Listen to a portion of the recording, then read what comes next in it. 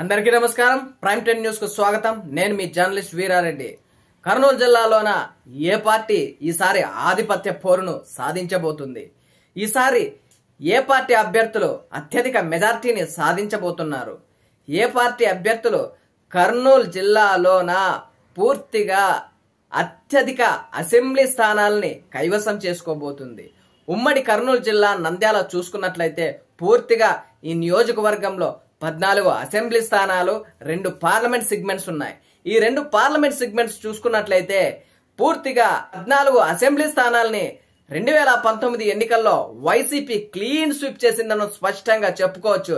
ఎందుకంటే కర్నూలు జిల్లాలోన మరీ ముఖ్యంగా రాయలసీమలో అయినటువంటి కర్నూలు ప్రాంతంలోన పూర్తిగా 2019 ఎన్నికలు చూసుకున్నట్లయితే వైఎస్ఆర్ కాంగ్రెస్ పార్టీకి ఎంత పట్టుందో పూర్తిగా అర్థమవుతుంది.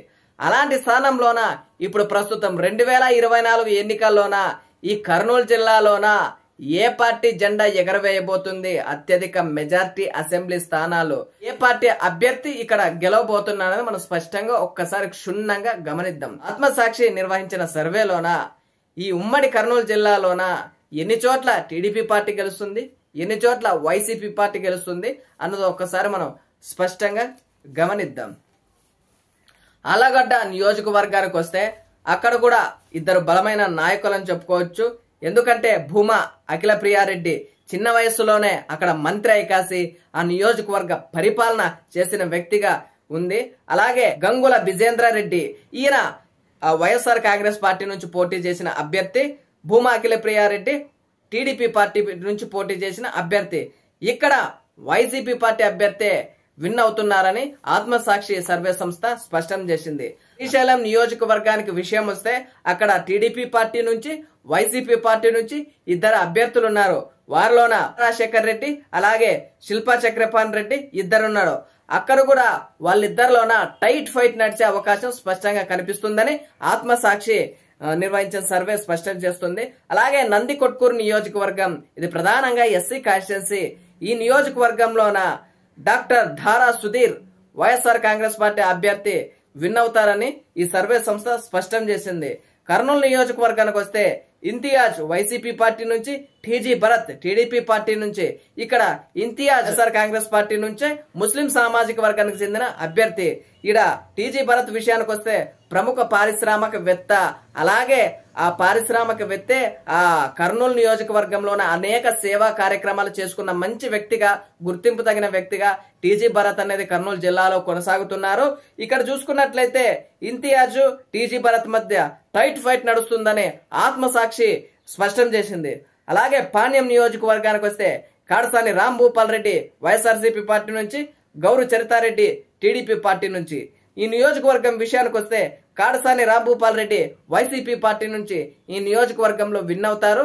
టీడీపీ పార్టీ అభ్యర్థి గౌరు చరితారెడ్డి లూజ్ అవుతారని స్పష్టం చేసింది ఆత్మసాక్షి. అలాగే నంద్యాల నియోజకవర్గానికి వస్తే శిల్పా రవికిషోర్ రెడ్డి ఇక్కడ వైఎస్ఆర్ పార్టీ నుంచి, అలాగే ఎండి ఫారూక్ ఇక్కడ టీడీపీ పార్టీ నుంచి పోటీ చేయడం జరిగింది. ఇక్కడ వైఎస్ఆర్సీపీ పార్టీ అభ్యర్థి శిల్పా రవికిషోర్ రెడ్డి విన్ అవుతారని ఆత్మసాక్షి స్పష్టం చేసింది. ఫారూక్ లూజ్ అవుతారని అలాగే స్పష్టం చేసింది. బనగానపల్లి విషయానికి వస్తే BC Janardhan Reddy, Kadasani Ramireddy. BC Janardhan Reddy TDP party తరపు నుంచి పోటీ చేశారు. అలాగే కాడసాని రామిరెడ్డి వైఎస్ఆర్సీపీ పార్టీ నుంచి పోటీ చేశారు.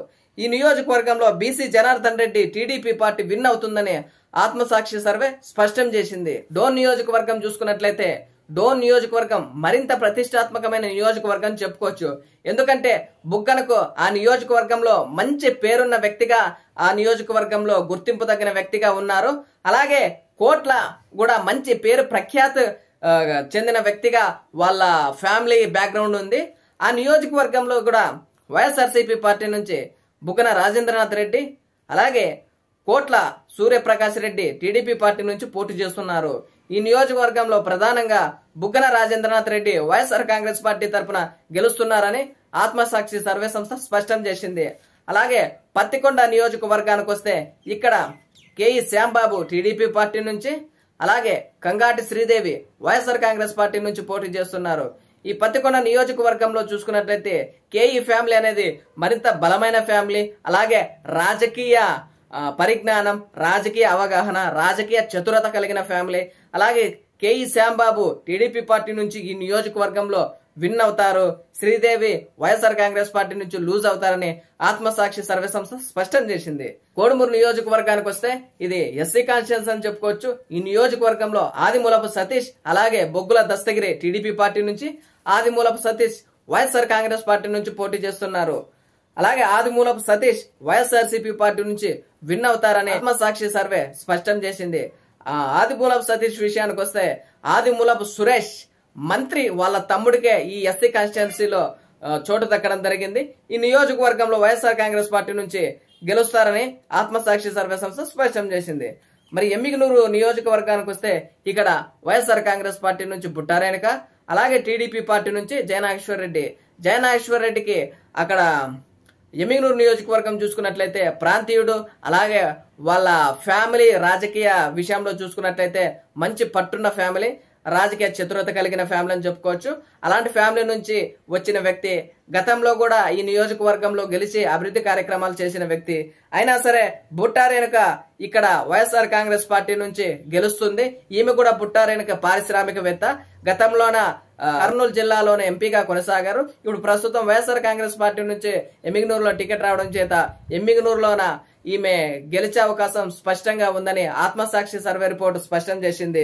మరొక నియోజకవర్గం మంత్రాలయం నియోజకవర్గం వస్తే ఇక్కడ టీడీపీ పార్టీ నుంచి రాఘవేందర్ రెడ్డి, అలాగే వైఎస్ఆర్ కాంగ్రెస్ పార్టీ నుంచి బాలనాగిరెడ్డి పోటీ చేస్తున్నారు.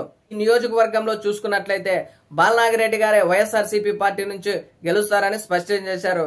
ఎందుకంటే గత 3 దఫాలుగా ఈ నియోజకవర్గంలో గెలుస్తూ నియోజకవర్గ కార్యకర్తలకు అండగా ప్రజలకు మంచి నాయకుడిగా గుర్తింపు తెచ్చుకున్న వ్యక్తిగా ఉన్నారు.